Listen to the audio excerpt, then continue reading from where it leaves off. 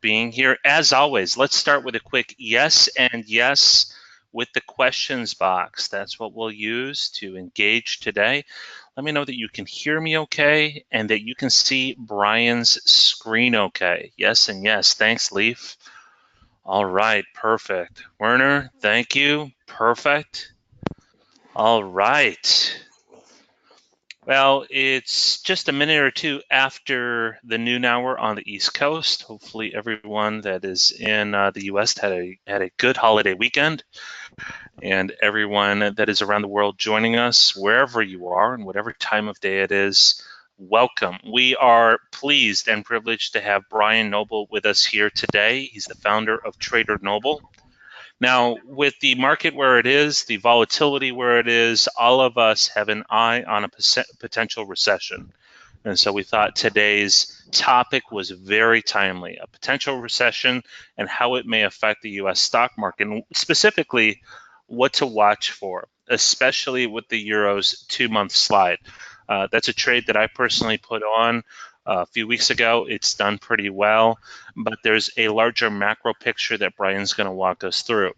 Also, how to factor the 200-day moving average, how to best use the daily sentiment indicator, and then personal notes from Brian on how he mixes all of those things together. If you've heard of Brian before, that's not by accident. He's been a futures trader for 30 years, and he has been working with his own practice for quite some time now. So lots of self-education, lots of adherence to fundamental principles, and constant research. So when we had the opportunity to host Brian, we were thrilled to do so. So as always, this session is being recorded. Don't hesitate to ask any questions you might have. Brian, I will man the questions box for you, and I'll go ahead and turn it over to you. Welcome. Thank you for joining. Thank you, Jason. Hello to everybody, and very welcome. I live in Dublin, in Ireland. It's probably the hottest day we've had here in probably at least 3 years, and it's only 25 degrees. So I know yes, so I know you guys in the States would only cringe at that figure, but everybody is in I just went down to get a cup of coffee in the local coffee shop, and all the pubs are just full outside. It's incredible. So there's not much work being done in Ireland today. Okay, here we go, guys. I just thought the data was in it. I didn't expect that the Dow would be down 400 points today on a day you're talking about a recession, but you know it is what it is. The volatility, we thought when President Trump got elected, we'd have huge volatility last year. Unfortunately, we had to wait 14 months for the volatility to start, and started with a bang on the 26th of January. So you know, from a market point of view, President Trump has been the best thing. We've craved volatility. We haven't had been inactive for basically the previous 2 years when the market just grinded higher in a fashion. So it's nice to see the volatility coming back. I'll just give a brief outline of myself. I worked in BNP for 12 years, ran the off-balance sheet derivatives, mainly trading sterling interest rates. Ulster Bank then poached me to go and do the same for their bank. I joined there in 1994, just before the World Cup in the States, when Ireland played Italy in June '94. I went over to the World Cup and then joined Ulster Bank, and I knew after a day I made a mistake because I was being questioned on every trade. So I stayed 10 months, and then Finex, which you guys probably heard of as part of the New York Cotton Exchange, opened a trading floor in Dublin. They were looking for Irish traders to go down. The beauty was the Minister for Finance at the time would give you 5 years tax back if you left a full employment to go and start working on the floor, with a guy called Rory O'Callaghan, who was left in that photo, and myself went down, and we had a great time for those 12 years. Unfortunately, Finex closed in 2007. When I went down there, I was 34, 3 kids under 4, baby just born. It was a huge change. It was a huge risk, but probably the best thing I did. And I think when you work for yourself, you're probably nearly unemployable for anybody else. But basically, I've been trading on my own money 2010. Unfortunately, Finex closed in 2007. I went into a regional office, like a self-service office, quite lonely, did that for 3 years. And then I got asked to lecture for a company called IAFT in Dublin, which I've never done before.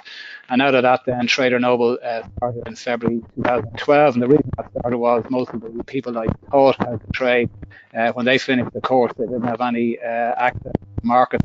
So I started in a very basic fashion with just 5 markets, and now it's mushroomed into what it is at the moment. And I think when you're trading, you need other interests in life.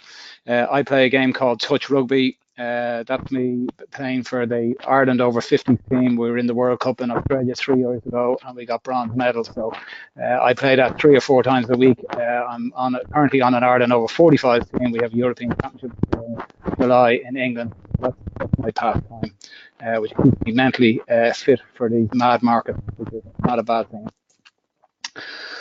Okay.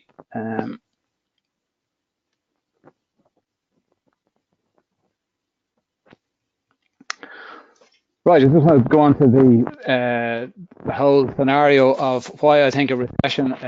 You're probably not going to like a lot of the stuff ahead. It's not all doom and gloom. Bearing in mind, I am not actually short the market yet, until we break some key levels. So I just want to give you a background of how bearish I think the US economy is. I have a condo in Marco Island in Florida, so I probably spend 3 or 4 months a year so handle what's happening.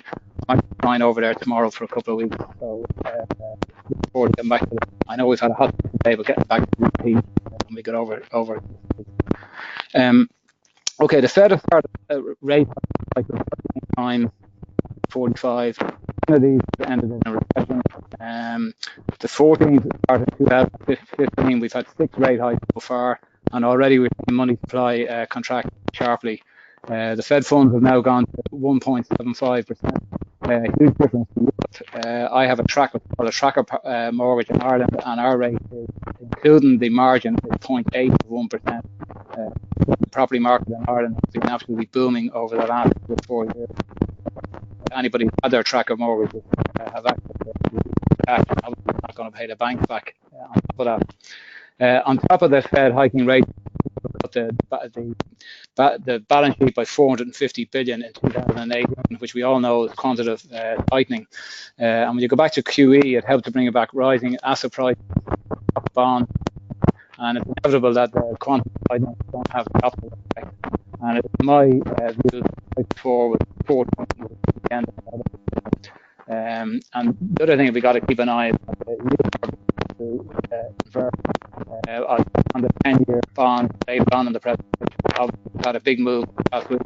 We got up the high and we're back down to the high. So on the back of the European market,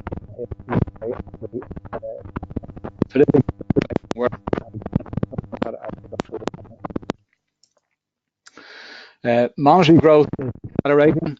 The velocity of money continues to fall. The consumer debt of the disposable income is higher at over 20%, and we have no inflation. I think that the Chicago Fed Evans, he has been a complete. If you go back to his speech last week, constantly saying that we have no inflation at all, and I think we're really in a Japanese situation where no matter what they do, much quantity they have done, we can't get inflation into the system. And every bubble that we've ever had has always been a crack. I'm sorry if I'm gloom here, but I just give the background of what I see in the economy, and then I'll go to the chart. We can talk about how to do the market. But how far can this market go before we get to the level of a market? And well, the chart will tell us when we have put in a sustainable top. Money supply. M2 explanation is a broad measure of money supply, including checking and savings accounts, time deposits, and money market funds. A healthy economy, money supply should be growing. Diminution of that growth is coming. Just like an inverted curve, it takes time. It can take 2 years. In Q1 2018, money M2 growth closed at just 3.9% versus the long-time average at 2 Present at 3.9%, lowest since 2009. A huge contraction of under supply, and that coming on top of the quantitative tightening when the balance sheet is being reduced, doesn't argue well for growth, especially at the level of debt. Credit growth is weak.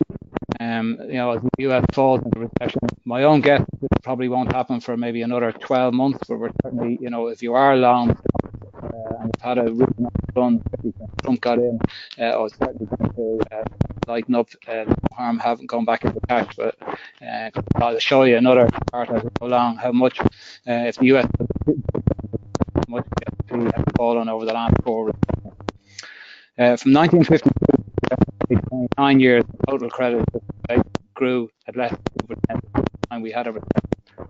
Total growth for 2017 was 1.9%. Worryingly, at the end of 2017, the total credit for the US economy was 8.5 trillion. 8.5 trillion. Given the enormous base, it's very difficult for credit to grow by more than 2%. And I think that's one of the reasons why the Dodd-Frank was upheld last week, because they're trying to make lending easier for the banks and the consumers. This is the slowest recovery on record. The main reason is the ever-increasing debt. Credit growth below 2%. We always have a recession, and that's just gone past history. The bank credit growth is down to 0.6%, and that's why the Dodd-Frank was upheld last week. We don't have any credit growth. Say, Brian, real quickly, this is Jason. I'm very, very sorry to interrupt you. Your sound seems to be cutting in and out, and it's been good for me, and then it's been in and out. Just a heads up if there's an adjustment you might be able to make with your microphone. Testing 1, 2, 3. Yep, that came through. Is that fair? Okay. That's better. So, Jason, just on the right-hand side, see the on-air showing screen. How can I minimize that, please? Just hit the right or the orange button, and we can't see it, just as an FYI. Nobody can see it only. Okay, that's perfect. Okay. That's great. Perfect. Super. All right, I'll mute myself. Sorry to interrupt. Thank you. No problem. Okay, sorry guys if you missed the last bit. I'm just saying that this is the slowest recovery on record, and the main reason is the ever-increasing debt. When you have credit growth below 2%, we always get a recession, and it's not helped by the bank credit growth, which has shrunk to just 0.6% in 2018. And as I mentioned earlier, it's probably one of the main reasons why we got the Dodd-Frank repealed last week, to try and make conditions easier, lending conditions easier for the banks, so people can actually try to buy houses or whatever.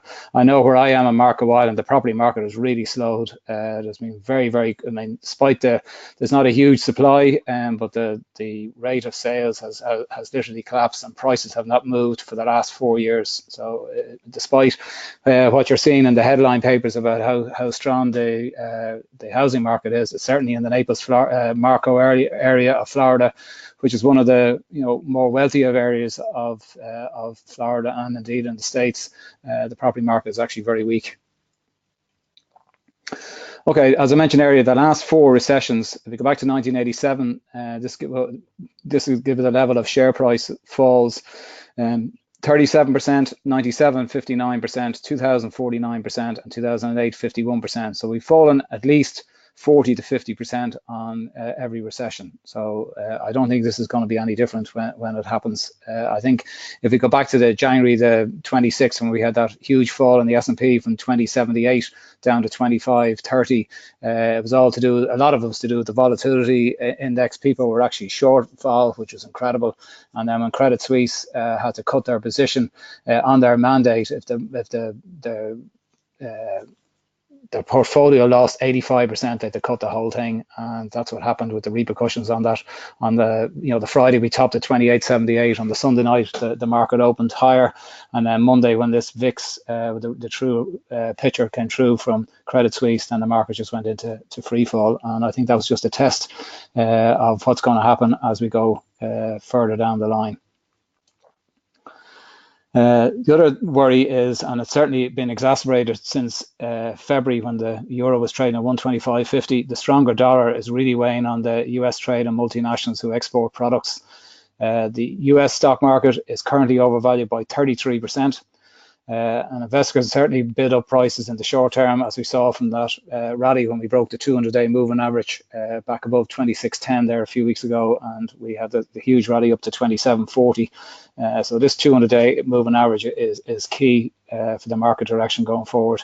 And eventually the fundamentals are going to have to come into play here, going on the various slides I sent before. And again, if anybody wants a copy of these slides that I've done, I'd be quite happy if you just email me later on. I'll be happy to send it to you over the next couple of days. There's no problem there. Okay, interesting. The San Francisco Fed, and Williams is the head of that. They have access to loads of research, and they said a few weeks ago that equity valuations are so stretched there will be no net return for the stock market over the next decade.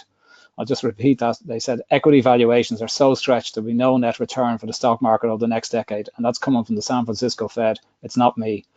Current valuations ratios for households and businesses are high relative to historic benchmarks. This is again their report. The current price to earnings ratio predicts approximately zero growth over the next 10 years.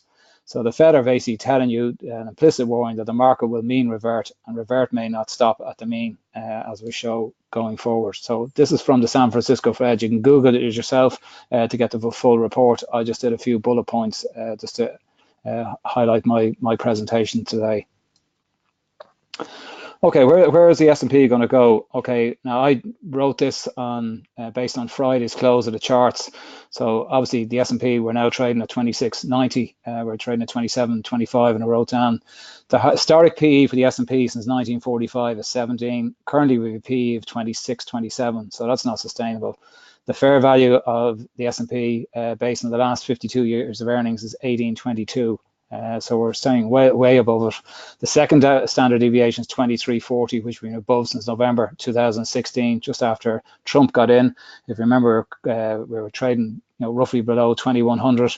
He got in at around 2240, and then we just spiked up to the 2800 over the following 14 months. The third standard deviation is key. It was 2892. It was 2792, but it has moved over the last few months. The all-time high in January was 2878, as I touched on earlier. And the fourth standard deviation, and the reason I mention that is I'm going to mention Japan in the next couple of slides, which the market had almost got to. So we know with the stock market, it's not just going to stop at fair value of 1822. It'll tend to go one standard deviation below, which is 1350, and that would tie in with a 50% fall, which corresponds with the previous 4 recessions, as we saw in the chart here. So just going back again.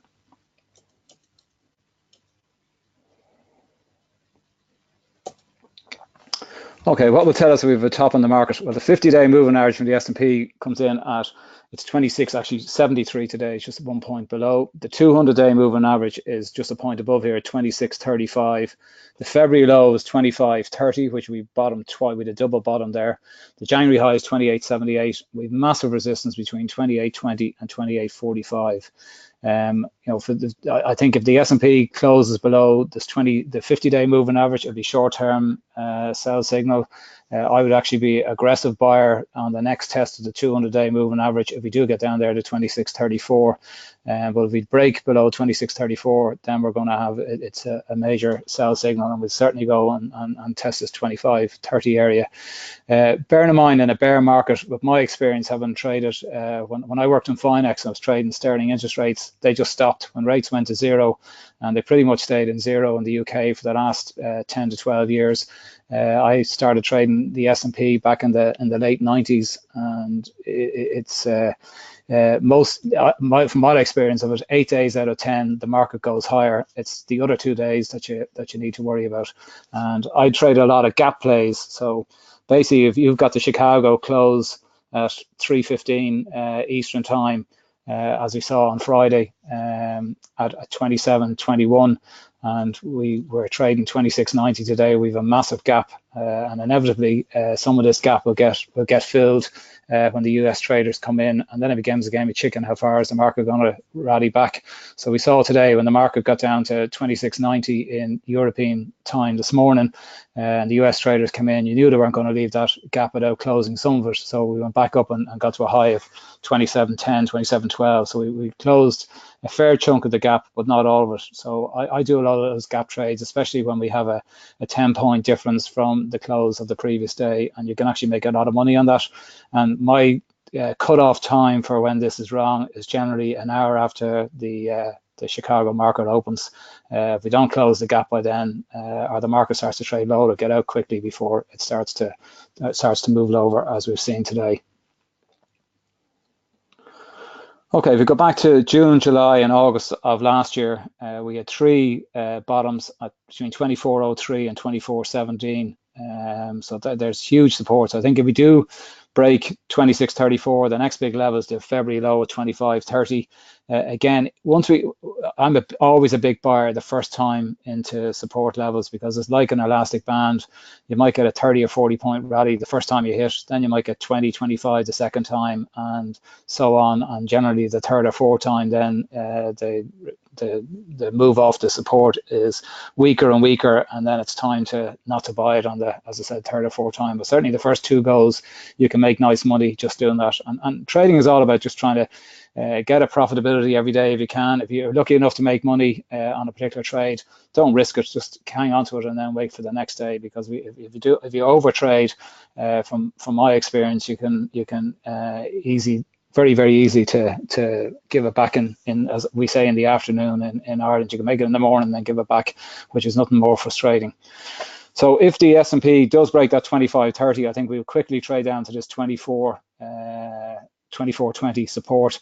And again, I would be a major buyer if we do get down there. But at that stage, we're in the start of a bear market, and then that 25.30 area will become strong resistance, and then whatever the 200-day moving average as it moves lower with the market going down.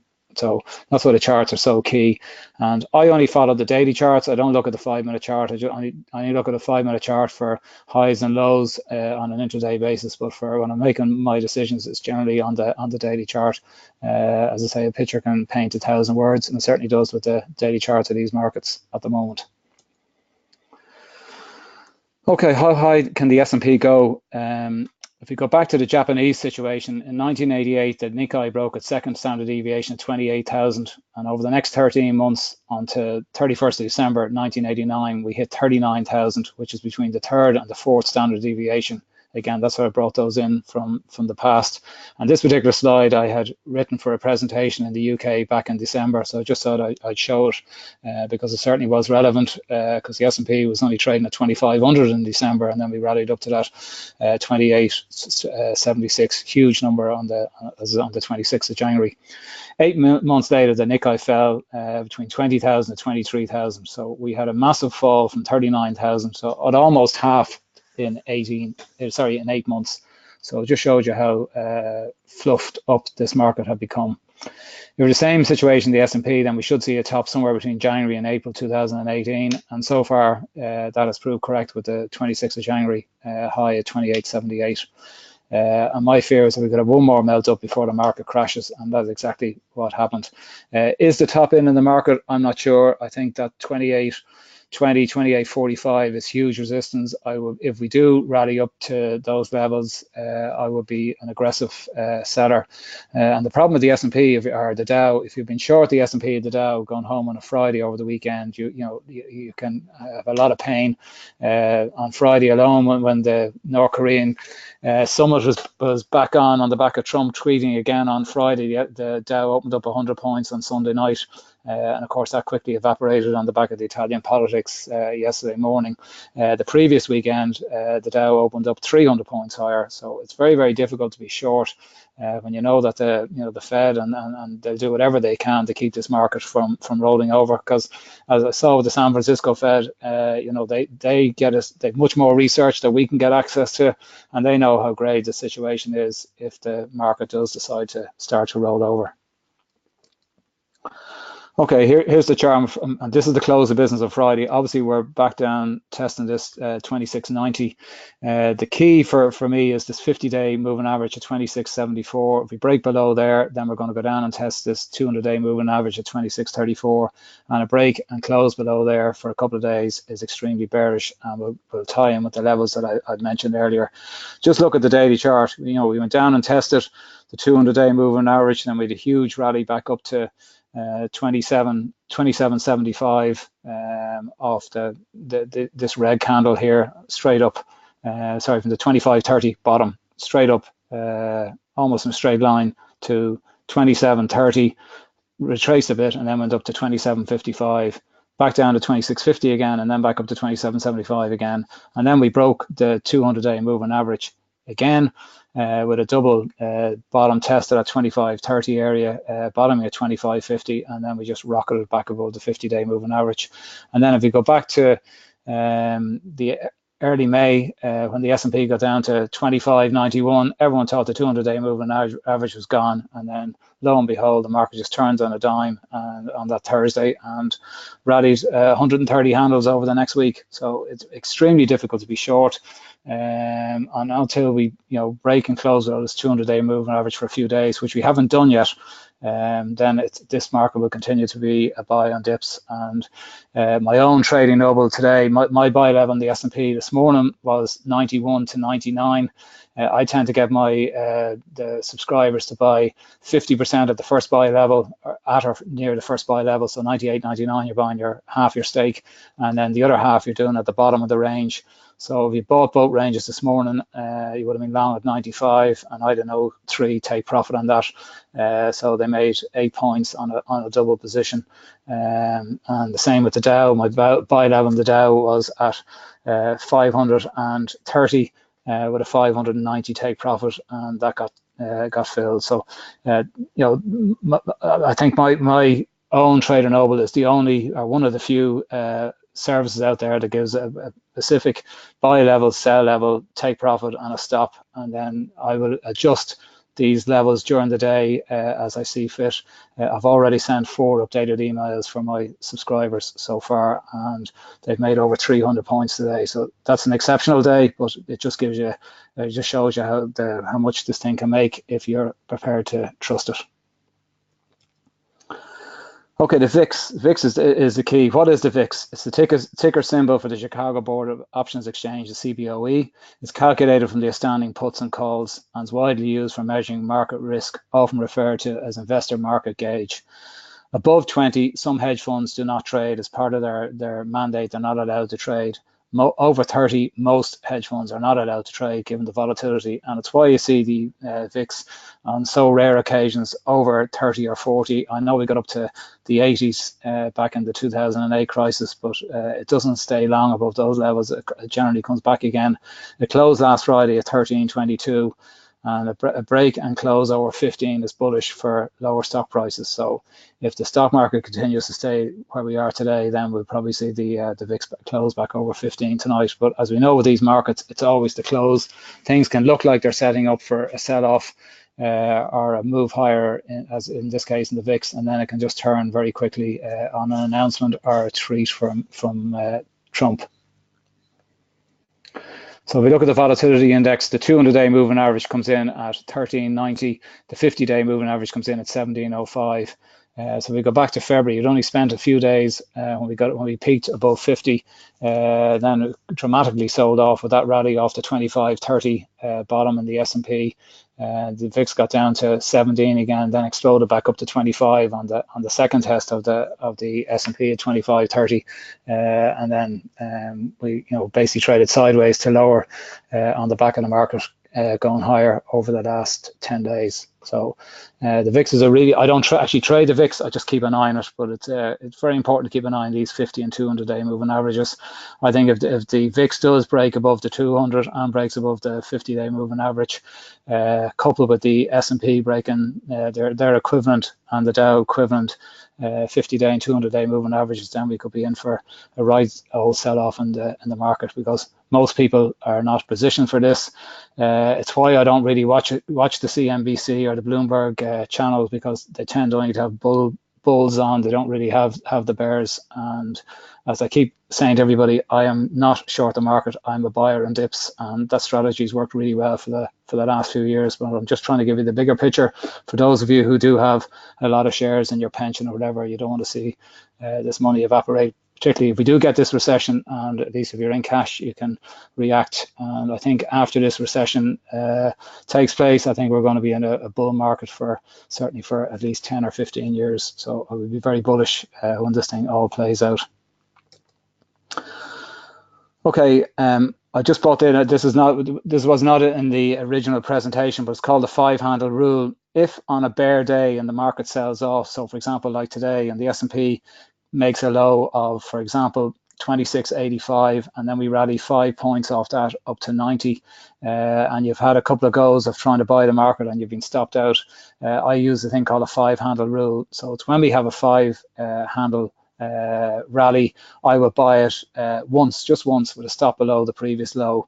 If this thing works if you get a market turnaround, you can easily get 10 or 15 point rally on the 5-handle rule, and I would only use it once. And if it does start to work for you, then you could bring your stop up to a break even and then move it if the market starts to spike higher. But it certainly worked very well on a lot of the down days we've had so far this year. Okay, the Dow. What's the key level for the Dow? We've huge support at 23,200, which is the February low, and a break below there will definitely see me go short, which we have. We've bounced off it a couple of times in February. The Dow has not been as strong as the S&P, as we've seen today with the Dow testing the 50-day moving average, which is at 24,376 today. So it'll be interesting to see if we do close below that tonight, or we can rally back up. The Dow has huge resistance from 25,800 to 26,500. I don't know if we're going to get up there, but if we do get up there, I will be set out with a 750 stop. And the real support for the Dow is the 22,000, which is the August low, and that would tie in with the 2400 to 2420 S&P triple bottom that we had from July and August. So that's the big level to watch. If we close below 22,000 in the Dow and 2400 in the S&P, then we're in the start of a real correction. And just to put it on the charts again, the volatility has been phenomenal up to the high here. We got up to the 26,700. And literally on the back of that VIX, people shorting the VIX with the Credit Suisse. Apparently $1 billion went into that fund on a Wednesday, and that was gone a week later. That was lost. It was just mind-boggling. And there's nothing, because a lot of people have put money into those VIX short funds, because they didn't read the mandate properly, they just lost all their money. Incredible stuff, how this can happen. So here we can see on the chart, I know the 50-day is shown on my screen there, 24,400. It's actually 376 today, and the 200-day is rising about 20 points a day, so we're at 23,991. So call it 24,000 is where the 200-day. Again, if we do break and close below the 50-day moving average this evening, and we do accelerate to the downside, I will be a very aggressive buyer the first time we test this 200-day moving average, looking for at least 200-point rally from that. And obviously, if that works and we subsequently retest the 200-day moving average, you're only looking for 100 or 150-point rally. You're not looking for as an aggressive a move. Okay, the McClellan Oscillator. A lot of people don't really follow the McClellan Oscillator. I know in Ireland, a lot of people, when I talk to them, or the UK, when I do any seminars over there, people haven't really understand it. But I know it's a big thing on the American TVs, and a big part of most trading rooms. But it's the first thing I check in the mornings, whether the McClellan Oscillator close.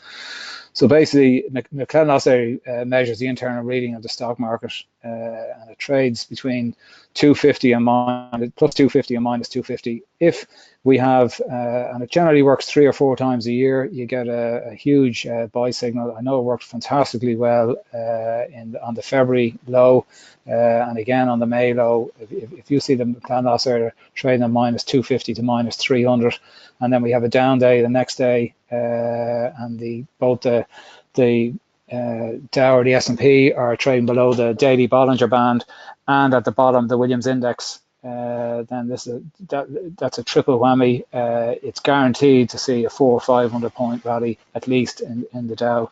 And to me, it's probably one of the best signals out there. So I checked out McClellan Oscillator. It tends to come out around 2 or 3 in the morning Irish time, so 9, 10 o'clock Eastern time in the States. And that's why you can get a lot of these big moves overnight, because when people see the McClellan Oscillator with if it prints hugely negative, and people know there's going to be a big rally, suddenly you could see a 5 or 6 point rally in the S&P in a few minutes. So anytime that is minus 250 or greater, you're looking to put on a bull position. The close last night at +4. Obviously, it'll be weaker tonight. It'll be with a negative reading, given what's happened today.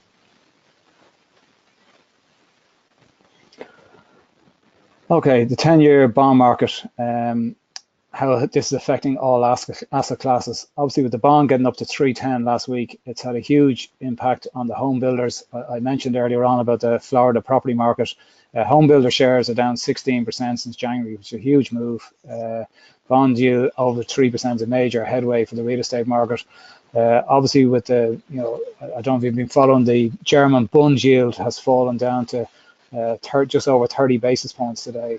That's all for 10-year money, and you guys have got 10-year treasuries at 3%. There's a massive difference between 10-year bonds and 10-year treasuries, and it's probably a major reason why the euro has fallen 7% over the last couple of months. And the other interesting thing for house prices is lumber has risen 18% this year. It's tripled since the 2015 bottom. Which is a scary proposition.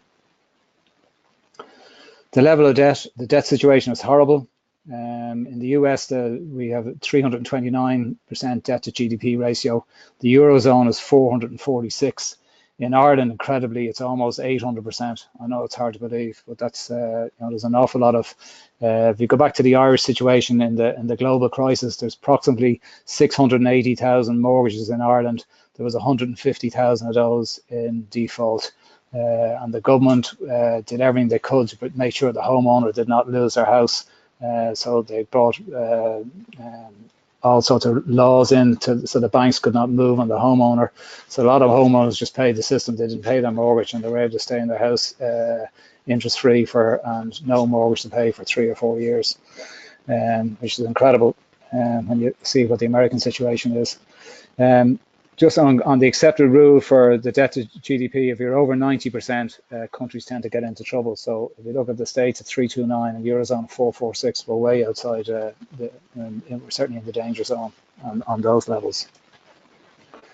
The key to the next major move is the 10-year bond rate, 307, which we broke above. We stayed over there for a few days. It looked like the next level on the chart we're going to hit was 374, but the fact that with the bund collapsing, the bund has rallied 750 points, 800 points in a week, just over 6 trading days, to a high from 157 to just under 164 today.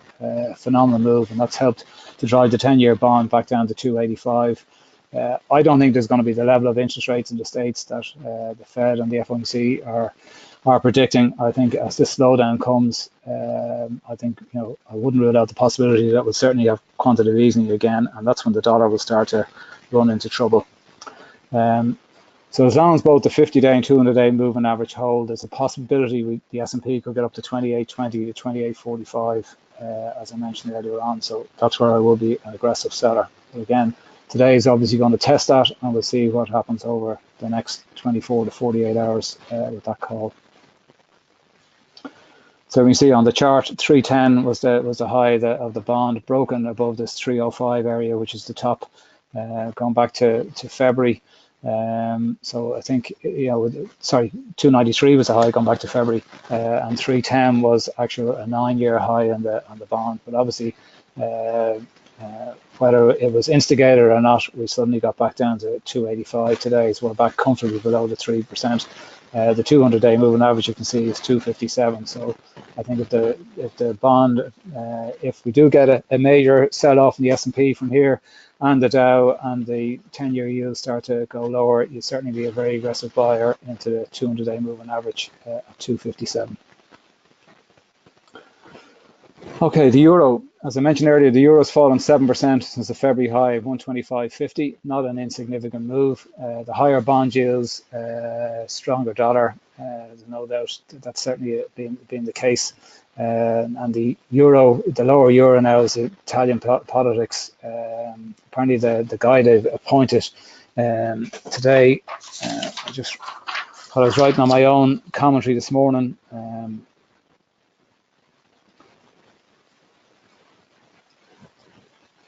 Yeah, his name is Mr. Cottarelli, Cottarelli. He's known as Mr. Scissors for his cuts to public spending in Italy in the past.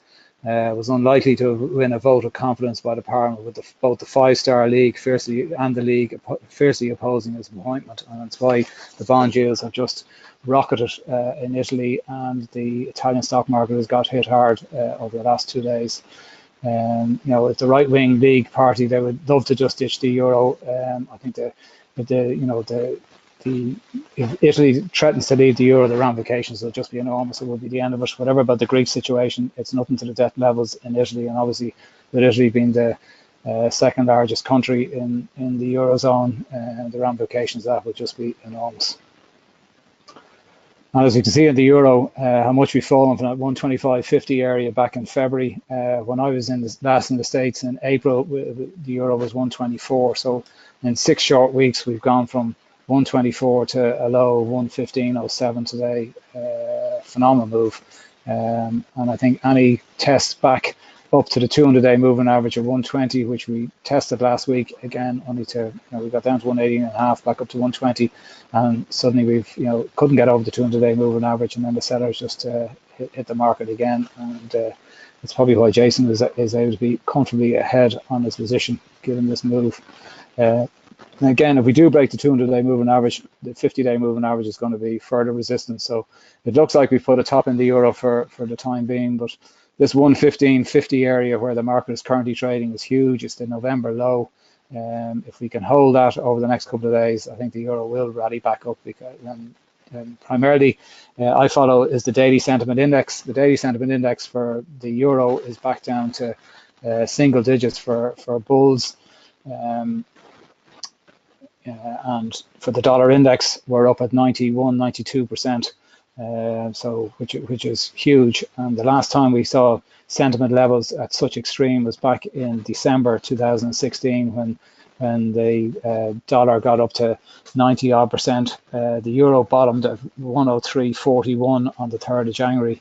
And within a couple of months, as we had the problems with the French elections, which didn't materialize, suddenly the euro went bid, and we were 113 by the summer. So I'm not saying we're going to get the same move, but I think if I was short the euro, I'd certainly look to take at least 50% off the table at these levels.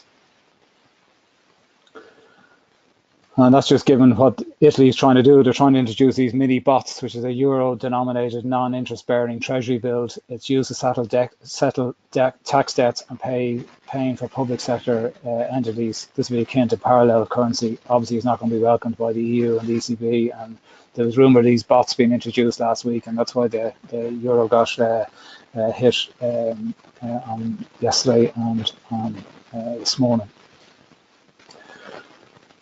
Okay, just what I mentioned about the daily sentiment index. Again, I know we're cut for time here, so I'm just rushing through the last few slides. So the current reading is 9% bulls. It'll be interesting to see when that DSI comes out tomorrow. As I said, 103.41. I think that 115.07 low on the euro today is going to be very difficult to break that. I cannot see the euro really taking out 114.50. If we do, there's major support at 112. I think a break and close below 112 for at least a week is going to be will show we put in a major top in the euro, major bottom in the dollar. But I think there's probably another test of this. And I think primarily the reason that I'm not as bullish of the dollar as everybody else, I think the US is slowing down.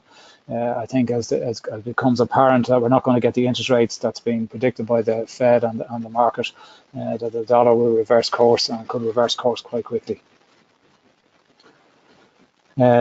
Silver, I don't know if anybody trades silver. I love silver. I think if you go back to the last 3 Decembers, gold and silver have both bottomed. We've had 10 to 15% rallies in the first 4 to 6 weeks of the subsequent New Year's. So I think silver is a huge buy on dips. I know it's traded sideways for the last 3 to 6 months. When bin Laden was killed back in May 11, silver topped at 51. Incredibly, silver closed at 37 that day. So nearly the whole price of what silver is at the moment, it moved on that particular Monday in May 11. I remember it well. So if you want to, I'd much rather own silver than gold. It's not as volatile. Major support of 15, so it's not a very expensive contract to get involved in. Whereas gold, having had 4 or 5 attempts of trying to break the 1360, 1375 area, briefly got down to below 1290 last week, and on the back of the geopolitical situation worsening, we're back over 1300 today. But I'll be fair, as I said, to long silver. I have a lot of silver in my pension, and I just trade around it. Okay, finally, just on Tradernoble, my own commentary.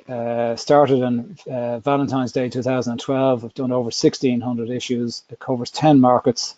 It's one of the only services to offer entry levels with a specific take profit and stop in all positions. It manages any positions executed during the day with updated emails. So, for example, like this morning, 3 or 4 positions hit very quickly within an hour of me updating because I was aggressive on my buy levels.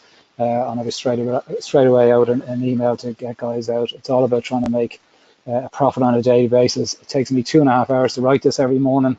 It's not just a call service. There's also a lot of education in it, especially with the first page is all on economic news. So I think if you follow just economic news, I think when you're a trader, you nearly become a mini economist. So the more you can build up your economic knowledge, the better understanding of trading that you have. And so I started this platinum service 3 years ago. It was just a normal service before then. And when I started the platinum service 3 years ago, it's averaged 1,600 points a month. And coincidentally, it's up 600 points, 1,600 points this month so far, having made 300 today. The normal cost is $215 per month, €185. If any of you attendees would like to a 1 month special, I'll do it for $90. Just pay the funds to my Brian at Tradernoble PayPal account, and I'll put you on the email list. And again, if you have any questions, please email me at that address. Thanks, Jason. Fantastic. Thank you, Brian. That was outstanding. We look forward to having you back. Those of you that may have any questions, please email Brian directly, and we will also include his email in our follow-up along with a recording of this event. One of the questions that did surface while you were speaking is how someone can get this information in more detail. Brian, I know you mentioned that you'd be happy to share the presentation, so maybe we can include that, or they can just email you for it. Do you have a preference? Yeah, if they email me, just know whatever is easier, or you can send it out, whatever. One thing about my service, there's nothing worse than anybody who subscribes to my service and leaves. I don't go chasing them back. I'm really archaic on that, because I hate if I've subscribed to somebody and I leave and then they're constantly sending you this offer and that offer. I don't do it. Mine is a very honest service.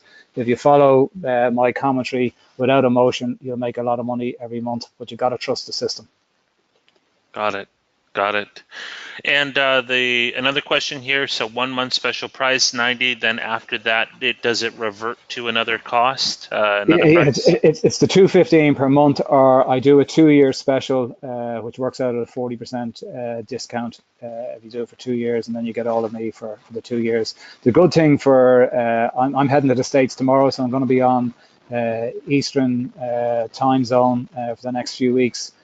So basically, it's ideal for anybody signing up. You're not going to be asleep when my commentary comes out as you would when I'm in Europe.